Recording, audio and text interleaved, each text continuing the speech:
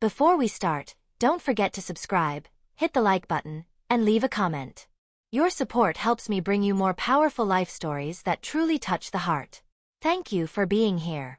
Michael adjusted his glasses and closed the gradebook. The last class had ended. The high school corridors were gradually emptying. Ninth graders were discussing the test on Dostoevsky. Someone complained about the difficulty of questions about doubles in Crime and Punishment. Their voices echoed through the emptying hallways, mixing with the sound of slamming lockers and the hurried steps of seniors rushing to catch the bus. Michael gathered his papers in a worn leather briefcase, a gift from his wife for his 10th anniversary of teaching. On the notebook cover, student names were still visible in childish handwriting. Maria Peterson, Igor Stevens, Anastasia Cooper. Each notebook held a piece of a child's soul, their efforts and small discoveries in the world of literature. The sun was already setting, painting the windows a warm amber color. The faculty lounge smelled of chalk and old textbooks, and on the windowsill grew violets that were tended by Mrs. Valentine, the first-grade teacher. She cared for these flowers with the same tenderness she showed her first graders. In half an hour he would pick up Alex from first grade, and they would go home. The boy would surely tell him about the new letters they studied today, or about how Tommy from the next desk could add numbers in his head. Alex grasped everything quickly, and Michael sometimes caught himself feeling proud of his son, though he tried not to show it too obviously. But Anna was running late again. The office building reconstruction project required additional approvals from City Hall. For the past few weeks, she had been coming home late more often with folders of documents under her arm and a tired expression on her face. Sometimes Michael heard her phone conversations, technical terms, deadlines, budget discussions, all as usual. And yet something had changed in her tone. A certain detachment had appeared, as if she were talking not about her own project, but about someone else's business. The drive home took about 25 minutes by car, their old but reliable car that they had bought 5 years ago.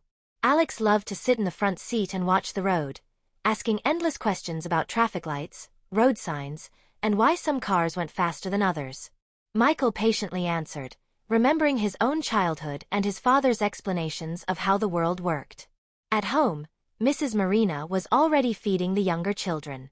The woman had appeared in their house 3 years ago when Christopher was born, and had since become almost a family member.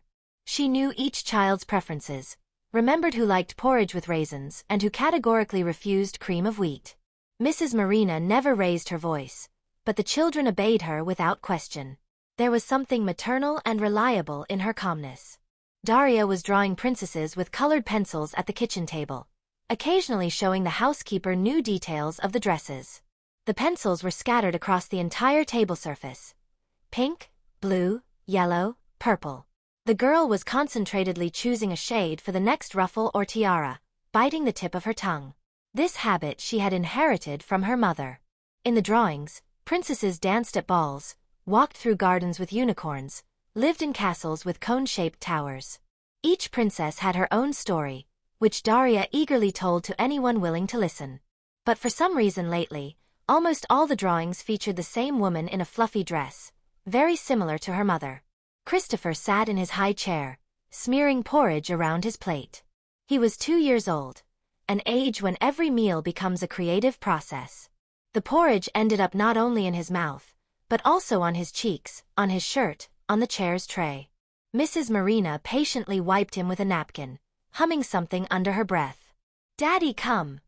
the little one joyfully shouted, seeing his father.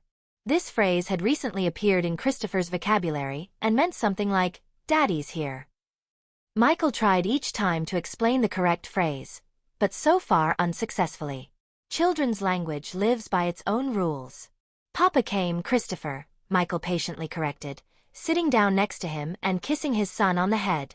The boy's hair was soft, with a slight curl, just like his own in childhood. "How are you doing, princess?" Daria held out a drawing with intricate flourishes and flowers. On the sheet of paper was a female figure in a pink dress with golden jewelry. The crown on her head shimmered with all the colors of the rainbow, and next to her stood a mysterious man in a tailcoat. "This is Mommy in a beautiful dress. She's going to a ball with the prince." Michael carefully examined the drawing. Daria had carefully drawn every detail. Teardrop earrings, a bracelet on her wrist, even little shoes with heels. The prince looked blurry, but Mother was depicted with photographic accuracy. Very beautiful. And what will they do at the ball? Dance a waltz. And the prince will give Mommy a magic ring that grants wishes. Michael smiled. Lately, his daughter often drew Mother in ball gowns, as if preparing her for some celebration. Children's imagination knew no bounds, and Daria easily transferred fairy tale plots from her favorite cartoons into her drawings. But why always Mother? Why not a princess from a book or an imaginary heroine?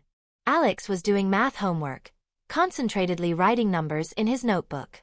The boy sat at the desk in the children's room, bent over his textbook. First grade came easily to him. Unlike his father, he grasped exact sciences faster than humanities. Numbers were a comprehensible language for Alex, logical and predictable.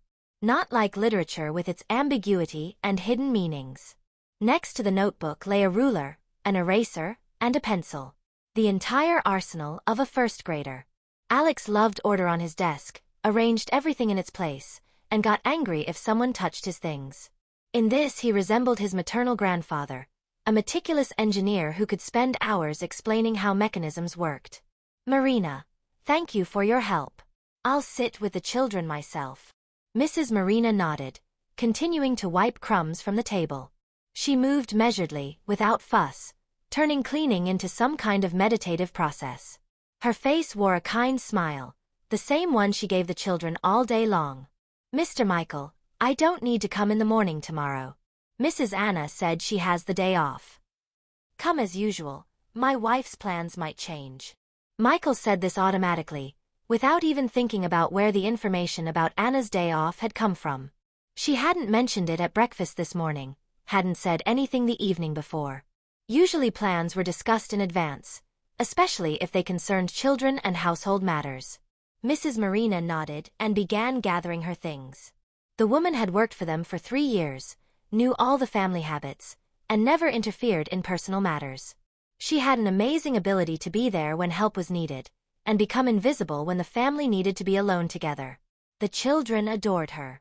She could tell fairy tales, braid Daria's hair, and play hide-and-seek with Christopher. Her purse was always the same, dark blue, worn from time, but neat. Inside were mint candies, tissues, and a small photograph of her granddaughter. Mrs. Marina sometimes showed this photograph to the children, telling them how the girl was studying at music school and playing the violin. By 8 p.m., Michael had put the younger ones to bed.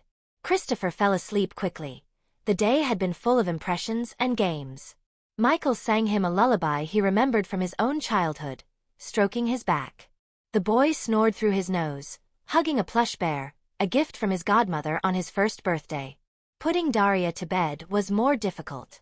She demanded a bedtime story, then another one, then a glass of water, then hugs.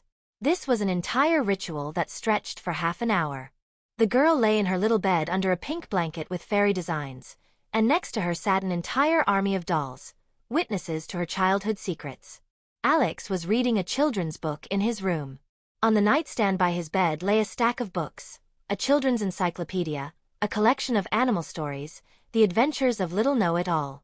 The boy read voraciously, just like his father once had, immersing himself completely in book worlds. The house filled with familiar quiet. The creak of parquet, the ticking of antique clocks in the living room, the sound of water in the pipes. These sounds were the music of domestic comfort, a familiar melody to which 3 generations of the family had fallen asleep and awakened. The house remembered the voices of grandparents and great-grandparents, children's first steps, family holidays, and everyday conversations. The parquet in the living room was still pre-war, oak, darkened with time but solid. Michael remembered how as a child he had crawled on this floor, seeking out special patterns in the wood grain. The clock on the mantelpiece had been inherited from his great-grandfather, bulky with a pendulum, chiming every quarter hour with a silvery sound. Anna returned at 9:30.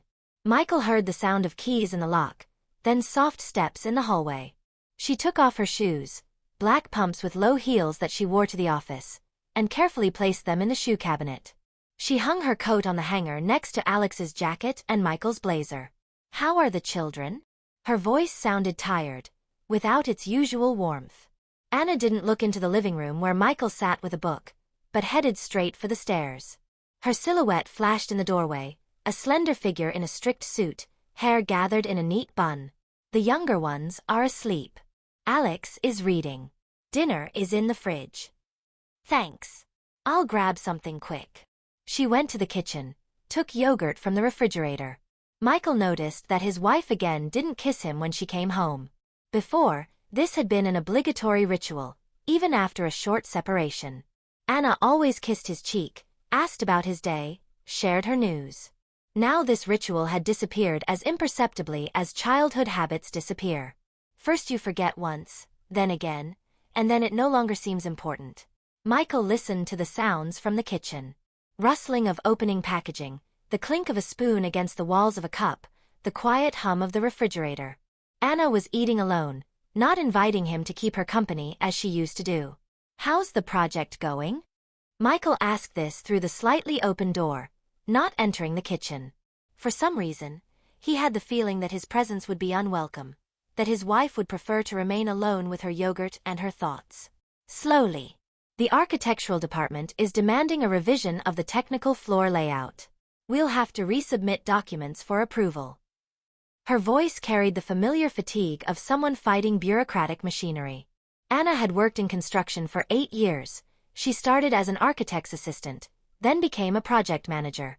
She knew all the intricacies of getting permits, all the pitfalls of approval processes. How much longer? 2 weeks for sure, maybe more. Anna spoke without enthusiasm, mechanically stirring the yogurt with her spoon. Usually she eagerly talked about work problems, asked for advice, or simply shared impressions about colleagues. She had an entire gallery of characters: Victor from the architectural department with his pickiness about every comma in documents, Marina from accounting with her passion for houseplants, young engineer Paul who fell in love with every new female employee. But now her story contained neither humor nor vivid details, only dry facts, like a news summary. Daria drew you in a ball gown. Will you look at it tomorrow? I'm very tired. Michael nodded, though his wife couldn't see his nod. Anna really did look exhausted, shoulders drooping, movements slow, light shadows under her eyes. Work in construction required constant tension. Approvals, inspections, endless documentation. By the end of the day, a person was squeezed like a lemon, leaving no energy for family communication. Michael remembered the first years of their marriage, when Anna was just starting her career. She would come home inspired, full of plans and ideas, telling about each project in such detail that Michael joked, "Soon I'll become a construction expert myself." Back then, fatigue was different. Pleasant, creative, not depleting. The next day at school, his sister Elena visited him. She came to the faculty lounge during the long break, bringing documents for processing an inheritance from a distant aunt. Elena worked in a law firm and often helped relatives with various formalities. The faculty lounge at this time buzzed like a beehive. Colleagues discussed new methodological recommendations, complained about the behavior of individual students, planned parent meetings. Mrs. Valentine was brewing herbal tea in a small teapot she kept in her desk. It smelled of mint and lemon balm. "Mike, your Anna knows construction regulations well." Elena spread the papers on the table, took reading glasses from her purse. She had a habit of getting straight to business without long preambles. At work, this quality helped. In personal communication, it sometimes seemed risky. Naturally, she's a project manager at a development firm. Yesterday I met her at a realtor consultation. They were discussing appraisal values of private homes in the historic district. Michael put down the pen he was using to grade another set of test papers. Why would she need that? She says she needs to understand the real estate market for work, but she was asking too detailed questions specifically about old houses. She inquired about paperwork for sales, about tax benefits. Elena spoke calmly, but Michael sensed some concern beneath her words. His sister had always been observant, a lawyer's professional habit of noticing details and drawing conclusions. Maybe some specific client came along? Maybe. Elena shrugged, but Michael noticed doubt in her voice.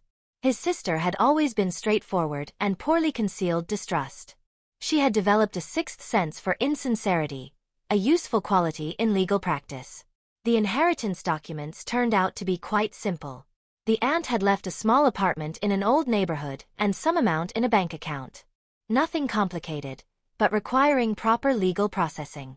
That evening at home, he decided to ask his wife directly. Michael didn't like half-truths in the family, preferring to clarify everything immediately. This was a character trait that helped in teaching. Students valued his honesty and openness. Elena says you were consulting with a realtor about old houses.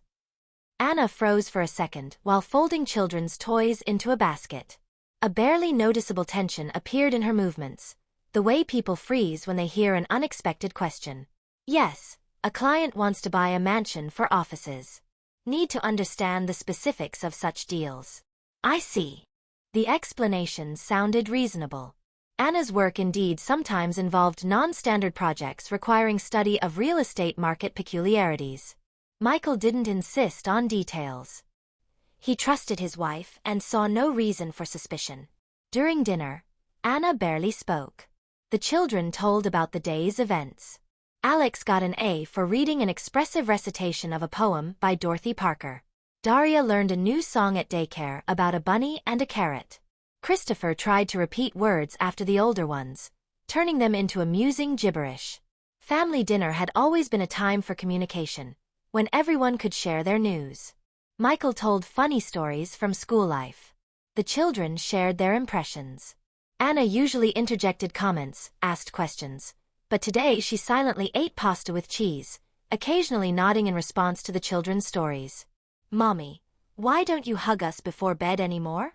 Daria asked. The question sounded so unexpected that everyone fell silent. Christopher stopped banging his spoon against his plate. Alex looked up from the book he was reading even during meals. "You do hug us, but not every day like before." Anna looked at her daughter, then at Michael. Something like guilt or confusion flashed in her eyes. "I just get very tired at the office. All day there's noise, phone calls, meetings. At home I want quiet." Daria nodded but looked upset.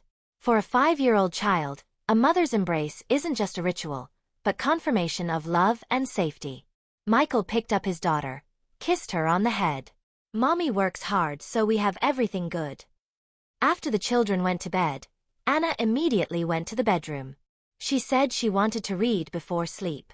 On the nightstand lay a novel by some contemporary writer about a woman who radically changes her life after 35. Anna had taken this book from the library 2 weeks ago. Michael remained in the living room, checking student papers. The red pen glided across pages, correcting mistakes and leaving short comments. The 9th graders' essays on what is happiness struck him with their sincerity and immediacy. Someone wrote about friendship, someone about travel, someone about family. Around midnight he went upstairs. His wife was already asleep, turned toward the wall. The book lay closed on the nightstand, on the same page where she had stopped yesterday. The bookmark hadn't moved a centimeter. So Anna hadn't been reading, but simply lying with closed eyes, thinking about something of her own. Michael lay down next to her, trying not to make noise. Anna breathed evenly, but he felt that her sleep was shallow, troubled. Sometimes she flinched or quietly sighed. Outside the window, leaves rustled on the old maple that had grown there since his grandfather's time. The tree had witnessed 3 generations of the family, seen children's games, first kisses, weddings, and funerals. The house remembered 3 generations of the family, and Michael had always felt a special peace within its walls. An atmosphere of continuity, connection of times reigned here. In every room lived memories. Children's drawings on wallpaper in the nursery, a worn spot on the banister, a scratch on the parquet from a flower pot that had once fallen. But tonight, for some reason, peace wouldn't come. Something intangible, disturbing hung in the air, like before a storm when clouds are still light but the wind has already begun to nervously rustle the leaves. Michael lay with open eyes, listening to the night sounds of the house and trying to understand what had changed in their measured family life. A week later, Mrs. Marina stayed late, helping with ironing children's clothes. The iron hissed, leaving even creases on the fabric, and the air carried a light scent of starch and freshness. Children's clothes were laid out on the ironing board in neat stacks. Alex's school uniform, Daria's bright dresses, Christopher's tiny t-shirts and pants. The children were playing in the living room under their father's supervision. Alex was building a castle from blocks, periodically explaining the architectural features of his creation to the younger ones. Daria had seated all her dolls in a circle and was telling them a fairy tale about a princess who went to search for a magic mirror. Christopher was rolling a car on the floor, making engine sounds and occasionally commenting on what was happening in his childish language. Michael was checking papers at the kitchen table, positioning himself so he could see the children and simultaneously hear if the housekeeper needed help. Literature tests required special attention. He needed to check not only knowledge of the text, but also evaluate depth of understanding, ability to analyze characters' motives.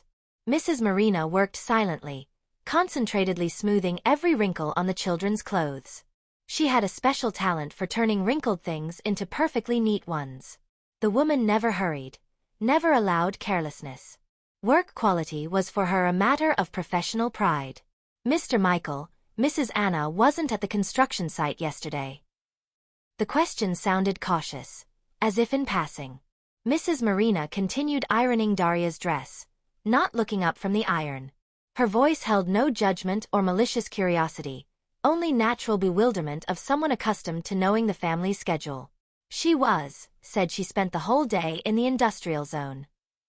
Michael answered automatically, not looking up from another essay on the role of nature in Turgenev's works. Student Sarah had written an interesting paper about the connection between landscape and characters' inner worlds, but had made several grammatical errors. Strange. I saw her in a cafe on 5th Street. She was talking with a man in an expensive suit, very businesslike. Mrs. Marina finally looked up, gazing at Michael with the expression of someone who had accidentally witnessed something important. The iron stopped mid-motion, hovering in the air above the fabric. Michael raised his head from the papers. The red pen froze over a line where the student reasoned about the symbolic meaning of the storm in Fathers and Sons. What time? After lunch. Around 3. They were discussing some documents. Mrs. Marina set the iron on its stand, put aside the child's dress. Her hands moved slower than usual, the way it happens when a person realizes they've said something significant but doesn't know what consequences it might lead to. Probably meeting with a contractor. She has many business meetings now. Michael said this calmly, trying to convince himself first of all. Anna's work indeed sometimes involved unplanned meetings with suppliers, contractors, client representatives. The construction industry required constant coordination, discussions, solving suddenly arising problems. Mrs. Marina nodded, but her expression remained thoughtful. She returned to ironing, but moved less confidently now. The woman had lived enough years to learn to read between the lines, notice inconsistencies in people's words and actions. The cafe on 5th Street was located at the opposite end of the city from the industrial zone where Anna's site was supposed to be. The drive there took at least an hour each way. If Anna was at the cafe at 3 p.m., it meant she had left the site quite early. In the evening, when the children had finally fallen asleep and the house filled with familiar nighttime quiet, Michael asked his wife about the meeting. Anna sat in the bedroom at her vanity, removing makeup from her face with cotton pads. In the mirror reflected the tired face of a woman who had spent the whole day solving complex professional issues. Marina says she saw you in a cafe with some man. Anna didn't flinch, didn't stop removing mascara from her eyelashes. Her reflection in the mirror looked calm, perhaps even slightly surprised by such information. Yes, I met with a contractor representative. We discussed material documentation. And the construction site? I was at the site in the morning, and had a meeting in the afternoon. Didn't I mention it? Anna answered calmly, but Michael noticed slight irritation in her voice, the kind that happens when someone is asked to account for every step, as if they had done something reprehensible. She set aside the cotton pad, turned to face her husband. In her eyes flashed an emotion Michael couldn't immediately identify, something like irritation mixed with something else. Anxiety, guilt, or simply fatigue from having to explain obvious work matters. No, you didn't mention it, but it doesn't matter. Marina was just surprised. Michael decided not to delve deeper into the topic. Marital relationships required a certain tact. Not every conversation was worth turning into an interrogation. Besides, His wife's explanation sounded quite reasonable. On Saturday morning, when the family could finally allow themselves an unhurried breakfast without watching the clock and school schedules, Anna's phone rang at 8:30. The ringtone cut through the morning quiet, making everyone look up from their plates of pancakes. Anna quickly answered and stepped into the hallway away from the family table. Her voice came through muffled, but Michael caught fragments of the conversation. "Yes, I understand. No, I can't now. I'll call back in an hour." The conversation lasted less than a minute. Anna returned to the kitchen, placed the phone on the table screen down. Her face expressed mild concern, the way people look when they receive unpleasant work news. "Who called?" "The client. They have problems with steel structure delivery. Weekends." Michael asked this not out of suspicion, but rather from surprise. In Anna's 8 years working in construction, he had become accustomed to the family spending weekends together. Work calls happened extremely rarely and only in emergency situations. "The project is burning. You know how it is in construction." Anna said this with slight fatigue in her voice, as if explaining an obvious truth. Michael indeed knew the specifics of her work: deadlines that couldn't be postponed, emergency situations requiring immediate decisions. He knew. Anna had told him many stories about capricious clients, unforeseen circumstances, disrupted deliveries. The construction industry lived by its own laws, where Saturday could suddenly become a workday, and Sunday a time for emergency meetings. But Anna had never received work calls on Saturdays before.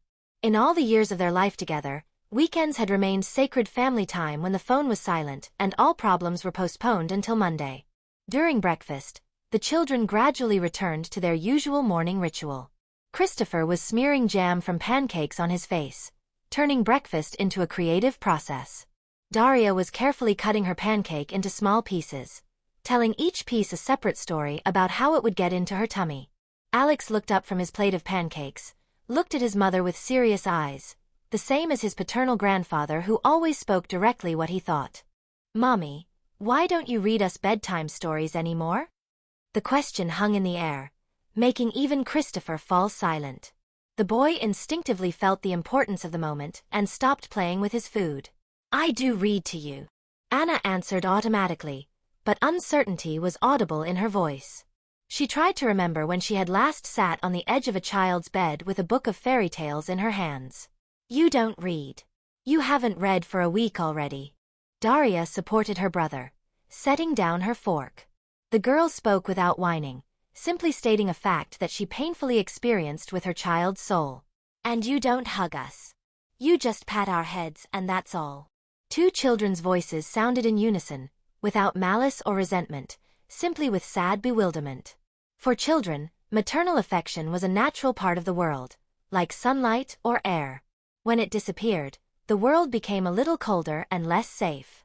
Anna looked at the children, then at her husband. Confusion flashed in her gaze. She really hadn't noticed how she had gradually distanced herself from the children, how family rituals had imperceptibly disappeared from their lives. "I just get very tired at work. The project is complex. Nerves are at their limit." "Before you also got tired, but you found time for us," Alex said quietly. The boy spoke without reproach, with wisdom beyond his years. At 7, children are already capable of noticing changes in parents' behavior, comparing before and now, drawing conclusions that sometimes amaze adults with their accuracy. "Don't be difficult. Daddy reads to you. But we want you to read too."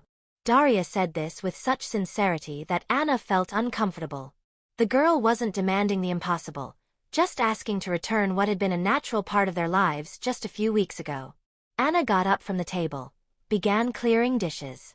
Her movements were sharp, irritated, the way people move when they've been put in an awkward position, forced to justify what seems wrong to them too. "When the project is finished, everything will be like before." The promise sounded mechanical, without conviction. The children exchanged glances. They didn't yet know how to analyze intonations, but instinctively felt the falseness in their mother's voice. Michael hugged his son's shoulders, pulled him close. The boy looked upset, not capriciously, but with adult sadness. Children quickly adapt to changes but slowly forget the good things that came before. "Mommy is right, she has a lot of work now." I'll read you 2 stories tonight instead of 1. After breakfast, when the children had scattered to their activities, Anna received another call. This time she spoke almost in a whisper, standing by the bedroom window. Michael was washing dishes in the kitchen and couldn't hear the words, but the intonation seemed strangely soft to him, not businesslike at all. Her voice lacked the official dryness with which Anna usually spoke to colleagues or clients. On the contrary, the intonation was confidential, almost intimate, the way it only happens in conversations with close people. The conversation lasted about 15 minutes. Anna occasionally laughed quietly, objected to something, agreed about something. Michael involuntarily listened, trying to catch at least individual words, but his wife spoke too quietly. That evening he decided to help his wife pack her bag for the next workday. This was an old family tradition. Michael would check that Anna hadn't forgotten important documents, office keys, phone charger, small care that saved morning minutes and nerves. In the side pocket of her work bag, among supplier business cards and scraps of paper with phone numbers, he found a neat white card, Dimitri Williams, CEO, Williams Development. The card was high quality, expensive, thick paper, gold embossing, company logo. Such cards aren't handed out to everyone at exhibitions or conferences. This was a personal card from the head of a major firm. Anna, what kind of company is this? Anna quickly took the card from his hands, a sharp, almost reflexive movement. For a second, alarm flashed in her eyes, but she immediately pulled herself together. A competing company. I'm studying their work methods. Why do you need their director's business card? We met at an industry conference, exchanged contacts. You didn't tell me about a conference. Michael said this without reproach, simply stating a fact.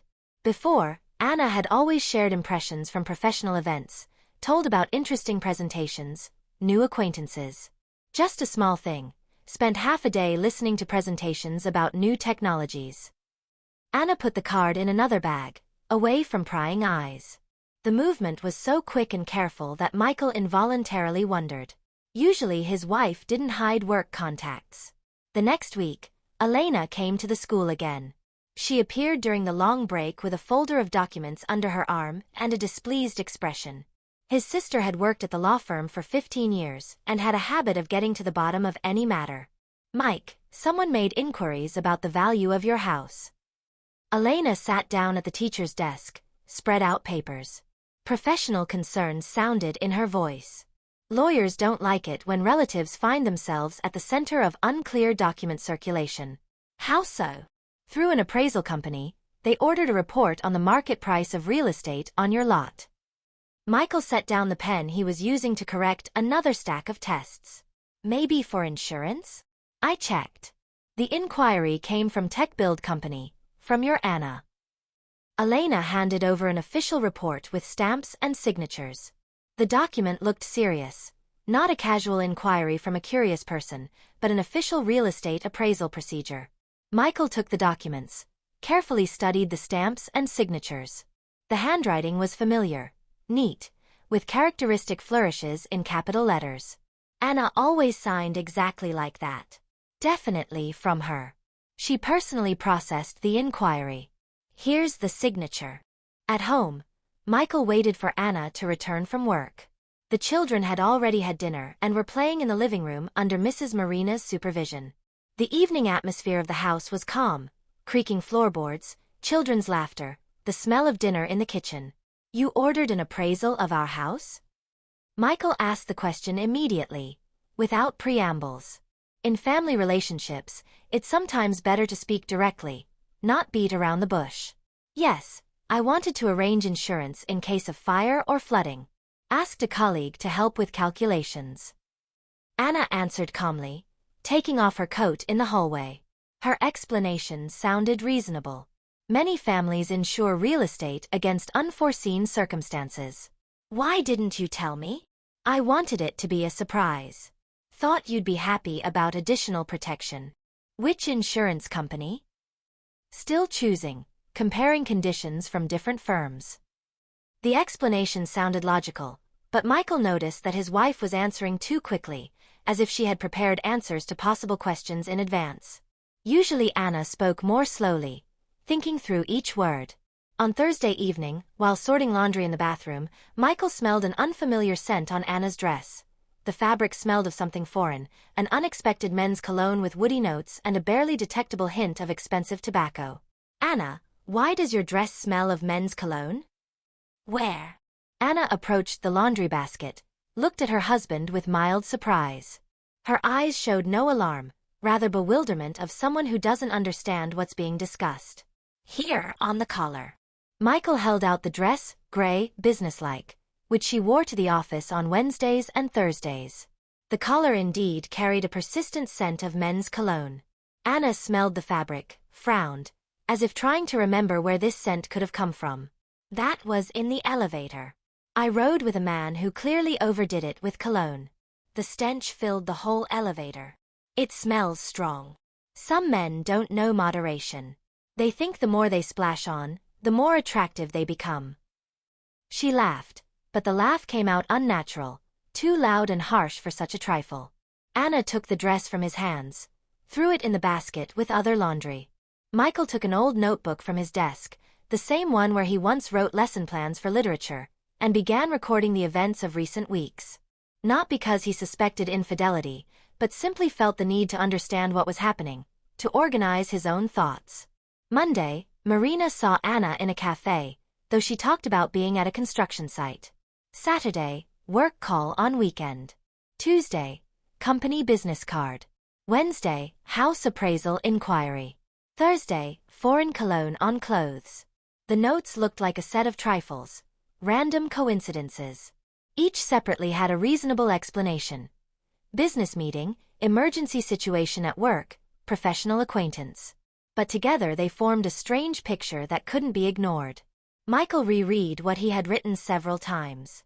The words on paper looked accusatory, but he felt no anger or jealousy in himself, rather confusion and a desire to understand what was happening with the woman he had loved for 10 years. Anna became even more distant. During dinner she answered monosyllabically, avoided direct glances, went to bed early. Her presence in the house became formal. She was there physically, but her soul was somewhere else. The children increasingly came to their father for affection and attention. Alex asked for help with homework, though he managed it independently. Daria brought drawings to Daddy first, then showed them to Mommy. Even Christopher reached for his father when he wanted to be picked up. "Daddy, does Mommy not love us anymore?" Daria asked when Michael was putting her to bed. The question sounded quietly and seriously in the darkness of the children's room. Daria lay under her pink blanket, hugging a plush bunny and looking at her father with big eyes. "Of course she loves you. She just has a difficult time at work right now." "When will it end?" "Soon, sweetheart, soon everything will be fine." But Michael himself was no longer sure of this. Speaking words of comfort to his daughter, he understood he was talking not so much to her as to himself, trying to convince himself that everything could still work out, that the family would survive this strange period of alienation. Outside the children's room window, leaves rustled on the old maple, that same tree that remembered 3 generations of the family. But today this sound brought no usual peace. In the rustling of leaves could be heard anxiety, a premonition of changes that could no longer be stopped. Michael told the children he was going to a faculty meeting, asked Mrs. Marina to stay longer. Anna was supposed to return from work by 7. At 6:30, he parked near the tech build office and waited. 20 minutes later, he saw his wife. She came out of the building not alone. Next to her walked a tall man in an expensive coat. Even from a distance, you could see he was confident, athletic build. They were talking about something. The woman was laughing. Near the cafe, the man took Anna's hand. She didn't pull away. Then he leaned down and kissed her on the lips. Not a friendly kiss. Long, passionate. Michael gripped the steering wheel so tightly his knuckles went white. They got into a black SUV with license plates Michael memorized automatically. He started his car and followed, keeping at a safe distance. The SUV stopped at a new building in an upscale neighborhood. Anna and the man entered the building without looking back. Michael waited 5 minutes, then followed them. The elevator was working in the lobby. The display showed floor 11. Michael went up. On the 11th floor were 2 apartments. Voices came from behind one door. The door was unlocked. Michael pushed it open and entered the hallway. On the floor lay women's shoes, men's boots. Further on, a discarded coat, purse, jacket. His wife's laughter came from the bedroom, that same laughter he hadn't heard at home for months. Michael slowly walked down the corridor. The bedroom door was open. What he saw deprived him of the ability to think for several seconds. "Anna!" The voice sounded calm, though everything was boiling inside. His wife spun around sharply. Her face went white as chalk. She cried out, grabbed the blanket, pressed it to her chest. The man got up from the bed without any embarrassment, put on a robe, extended his hand. "Dimitri Williams. And you must be the husband. Well, shall we talk man to man?" The audacity of these words exploded something in Michael's head. He lunged forward, grabbed Dimitri by the throat, pushed him against the wall. Dimitri turned out to be stronger. With a sharp movement he freed himself from the grip, punched Michael in the stomach. Michael doubled over from pain, but immediately straightened and struck him in the face. They grappled, knocked over a lamp, crashed into a dresser. Anna screamed, tried to separate them. "Stop it, enough." Dimitri was heavier and more trained, but Michael fought in fury, didn't feel pain, didn't think about consequences. The mirror on the wall cracked from someone's back hitting it. Neighbors began pounding on the wall. Michael understood that strength wasn't on his side, and delivered a low blow. Then another. And another. Dimitri no longer posed a threat. Anna sat on the bed, wrapped in a blanket, crying openly like a child. "Mike, I can explain. It was an accident, understand? I didn't want to." "Shut up. I love you. I love the children. This is just." "How long?" "What? How long have you been with him?" Anna wiped tears with the back of her hand. "It doesn't matter how long. 6 months." Michael nodded. So all these months of strangeness, explanations, late returns, everything had been lies. "That's it. Don't come home anymore. I'll file for divorce tomorrow. What do I care now?" "Mike, wait. We can fix everything," Anna shouted after him. "I'll break up with him. We'll start over." Michael didn't turn around, went down the stairs, got in his car.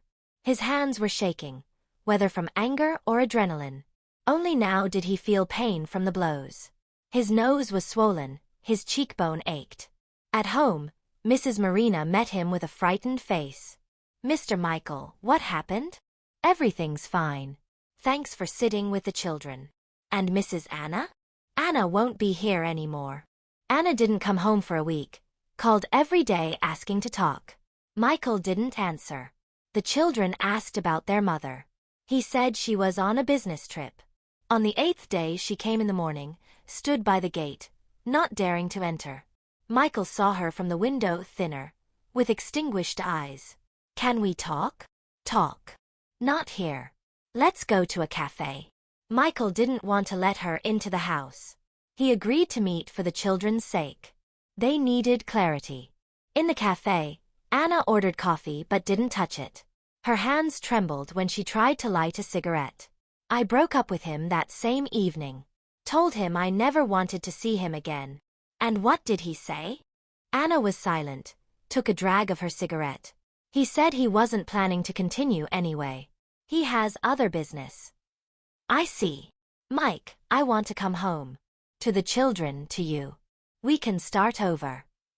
Michael looked at her carefully. Her face had grown thin, dark circles under her eyes, but that didn't change the essence. "I'm filing for divorce tomorrow." "No, wait, we can." "We can't. Trust can't be restored." Anna began to cry. Quietly, hopelessly. "What about the children?" "They'll stay with me. You can see them on weekends if you want." "And the house?" "What?" "The house. I'm entitled to half by law." Michael smiled coldly. "The house is inherited. The documents are in my name only. You're not entitled to anything." "Then I'll demand child support." "Demand it. The children are staying with me." Anna understood that bargaining was pointless. Where will I live? With your parents or rent an apartment? Your problems. Besides, you have plenty of money. At home, the children awaited difficult questions. Alex asked directly, Dad, won't Mommy love us anymore? Mommy loves you, but she can't live with us. Sometimes this happens between adults. Why? Sometimes people make choices that can't be fixed. Daria burst into tears, demanded that he call Mommy. Michael hugged his daughter, stroked her hair. Mommy will come on weekends. You'll walk with her, play. But she won't read us bedtime stories every night? No, sweetheart, she won't. Christopher didn't understand what was happening. For several days he walked around the house, looking into his parents' bedroom. A month later, Elena brought news. You know why your Anna was dropped by Dmitri so quickly? I have connections in real estate circles. He was using her for access to information about your house, was planning some development in the area. As soon as he realized the house wasn't going to work out for him, he disappeared. What's happening with her now? She's trying to work, but her reputation is ruined. Everyone knows about the scandal. The construction world is small. Michael felt no satisfaction from this news, simply accepted it as fact. Mrs. Marina took on more household responsibilities, cooking, washing, helping children with homework. The woman asked no questions about the reasons for the divorce, simply supported the family during a difficult time. Mr. Michael, do you need help? Just ask. The children are good, they need stability. Thank you, Marina. I don't know what we'd do without you. Anna began coming on Saturdays. The children met her warily, remembering how cold she had become before leaving. Alex answered monosyllabically to questions. Daria clung to her father. Only Christopher rejoiced at his mother sincerely. Want to go to the park? Anna would suggest. I don't want to, Alex would answer. I have things to do at home. What things can a 7-year-old have? I help Daddy with Christopher, read him books. Anna understood. The children no longer trusted her. A mother's authority had been undermined by her own behavior. After another unsuccessful visit, she admitted to Michael. They don't love me. They love you, but don't understand why you left them. I didn't leave them. You threw me out. You left them 6 months before that. You were just still physically present in the house. Anna found nothing to object to. In winter, she came with a proposal. Take me back for the children's sake. I'll be an exemplary wife. Too late. Why do many families survive infidelity? Because you didn't just betray me.